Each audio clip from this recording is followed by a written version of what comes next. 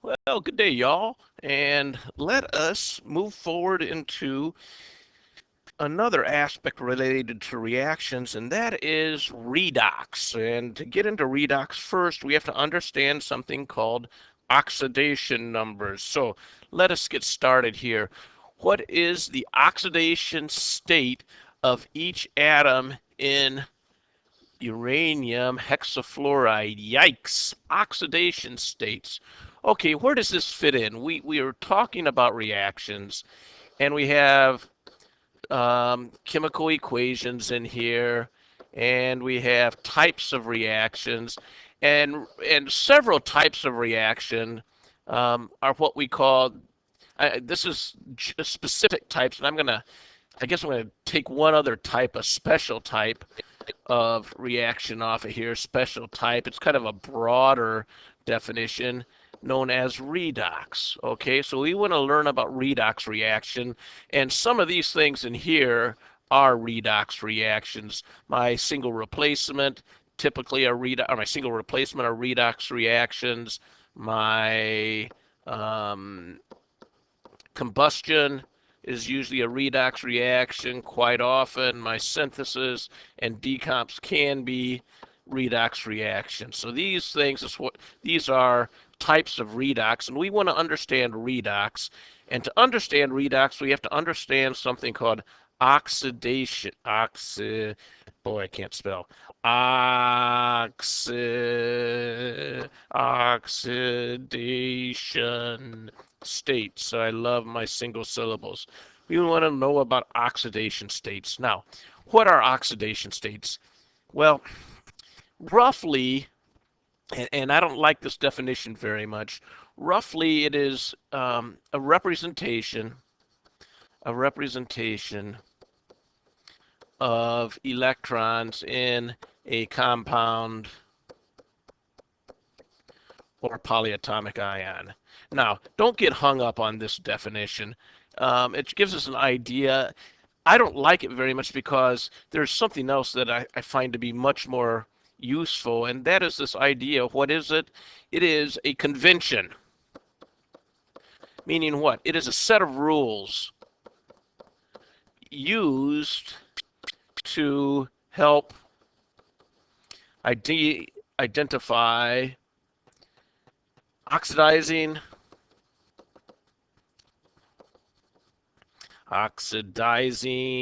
and reducing species.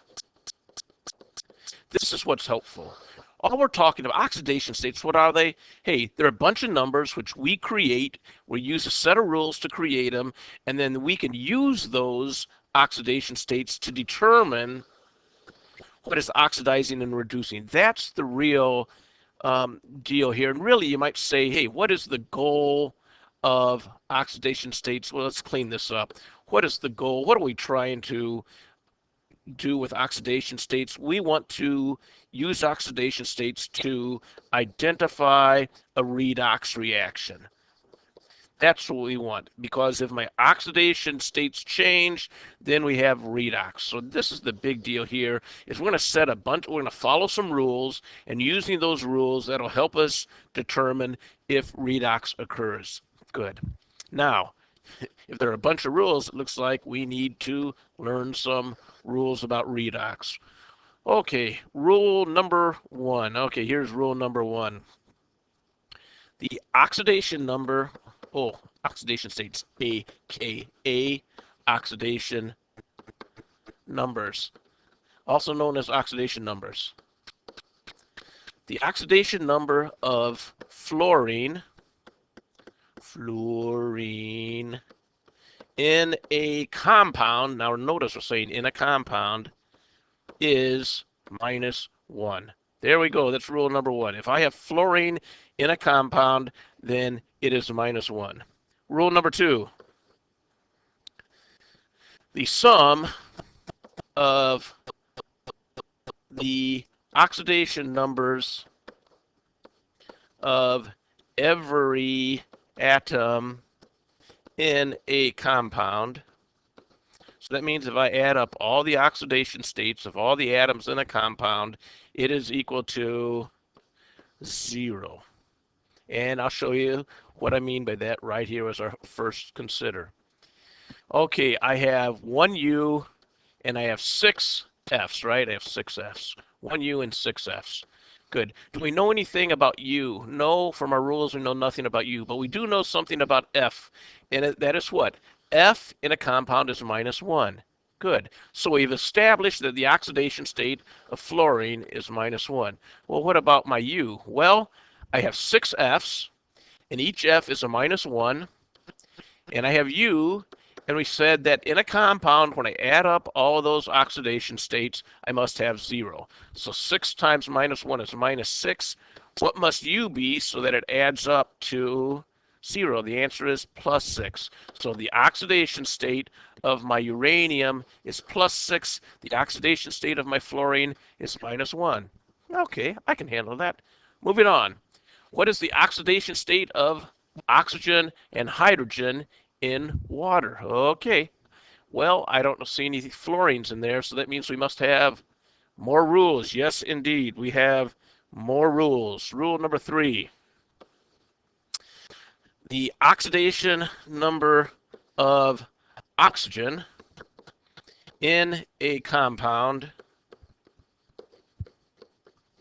is usually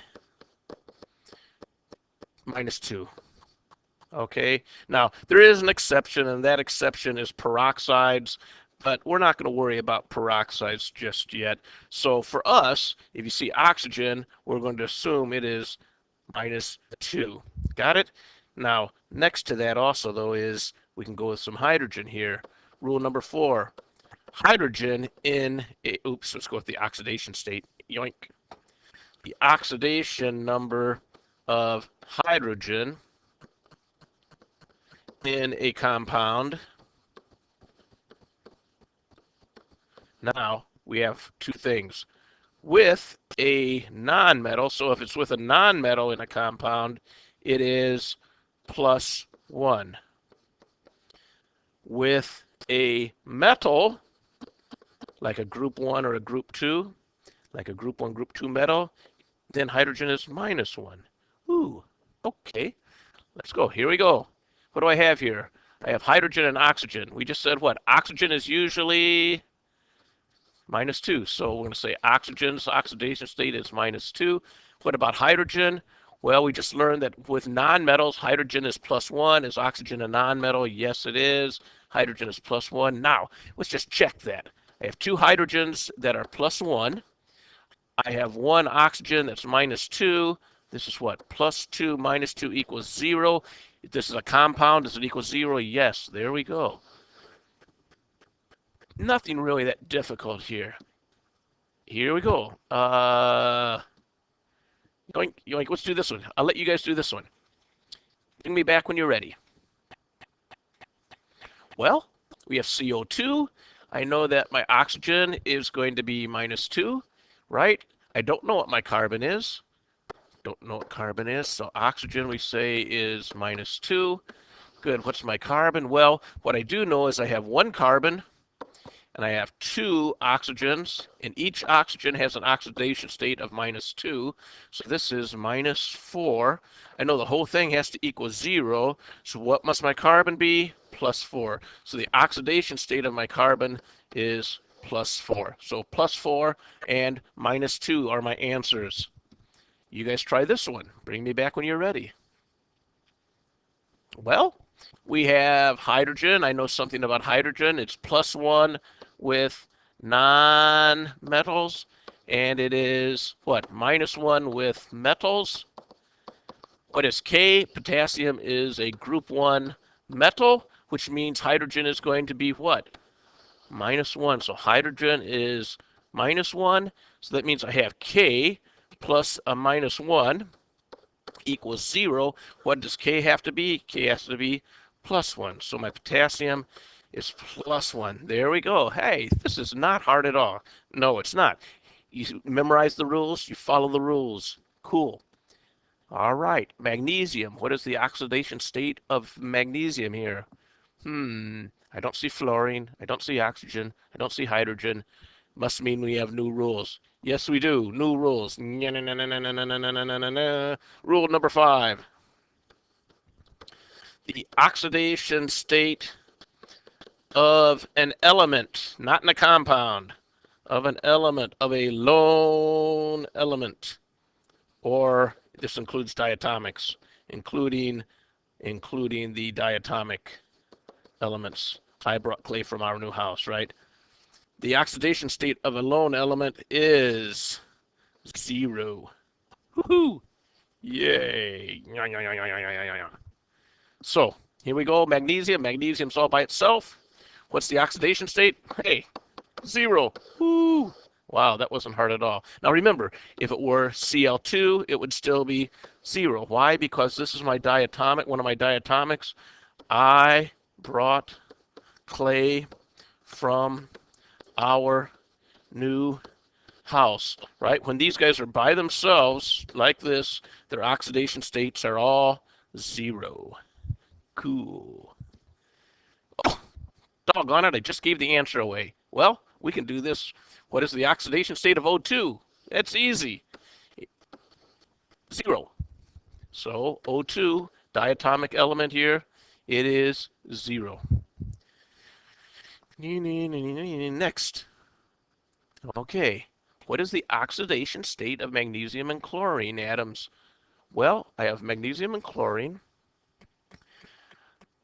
We don't have any rules on these guys in a compound, so that means what? A new rule. Like, how many rules do we have? I don't know, probably about 7 or 8. Rule number 6. The oxidation state of an ion is its ionic charge. Okay, that sounds pretty simple. So let's go back. Does that really help us here?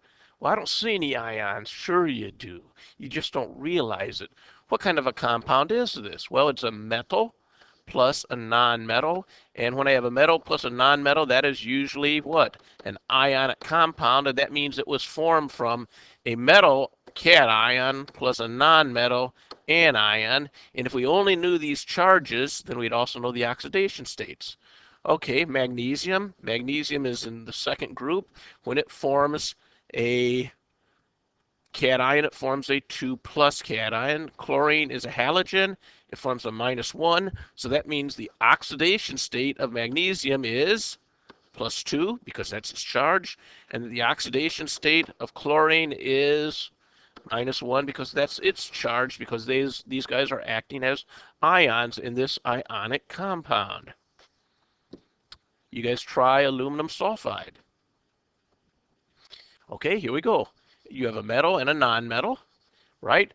That means I have aluminum and I have sulfur. Aluminum is a +3. Sulfur is a -2 when these guys form ions.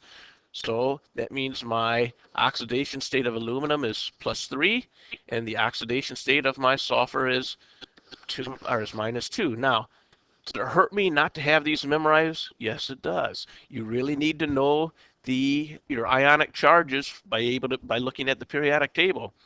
So if you don't know that stuff, go back and relearn it. All right, PCl5. We know nothing about this. P is a nonmetal. Cl is a nonmetal, so I can't use anything about ionic compounds in that. There must be another rule, and indeed.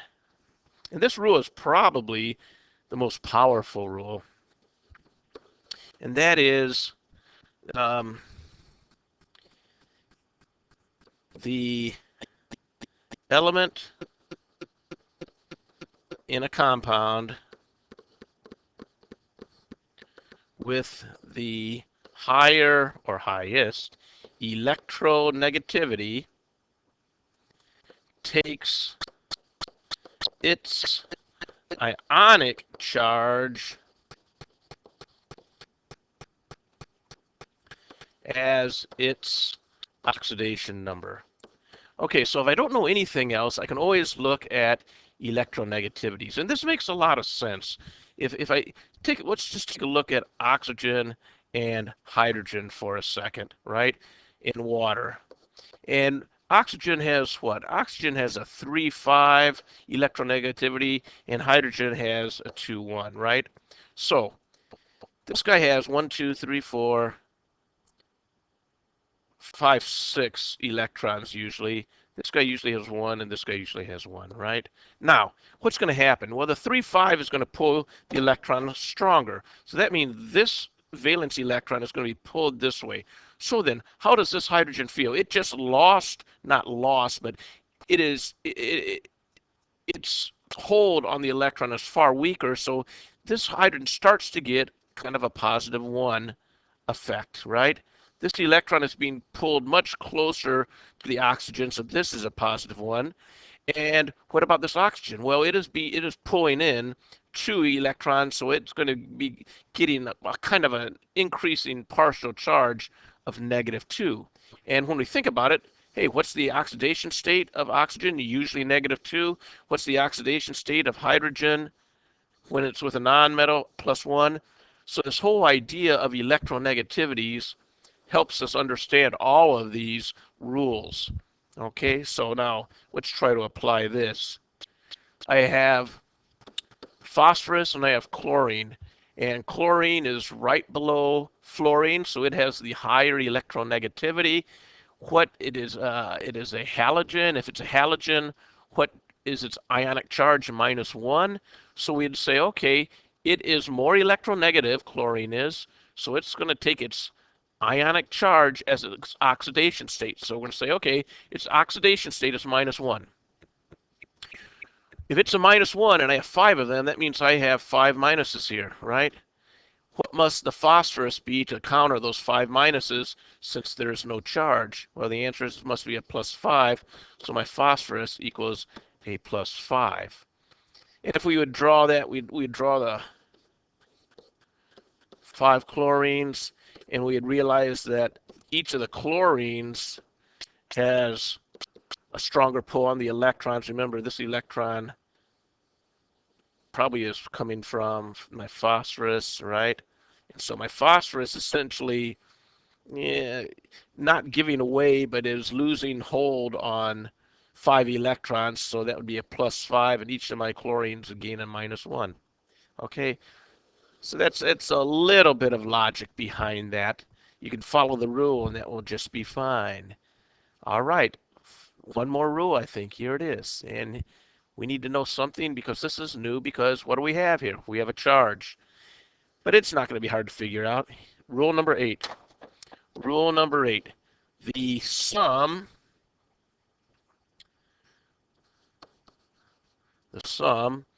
of the oxidation states, oxidation numbers of all atoms, not in a compound, but in a polyatomic ion. What do you think?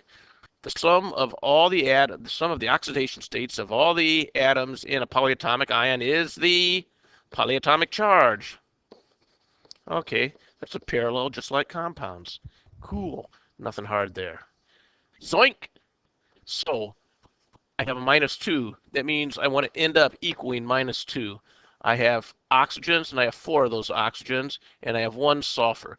What do we know about my oxygen oxidation state?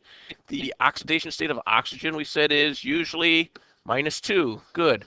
So now I have 4 -2s, which means I have a -8. That needs to equal -2 when I add my sulfur to it. What must my sulfur be? Get out my calculator, push buttons, and I get what? +6. Woohoo! So we have a +6 for our sulfur. There we go. That wasn't hard. You guys try this one, and then we are done, I believe. I have 1 nitrogen. I have 3 oxygens, and they have to equal what? A -1. Each oxygen is going to be a -2, so that means I have 3 times -2 plus n has to equal -1. That's, get out your calculators, okay, or your slide rules or your abaci, and you would get what? 3 times 2 is -6, equals -1 plus N. Have to do some very complicated math here because I have negatives. Oh my gosh, what do I get? N equals +5. So N is equal to +5, oxygen is equal to -2, and woohoo, we are done. And look at the next slide. Hey, there's nothing there. That means we are out of here. Ciao, Belle.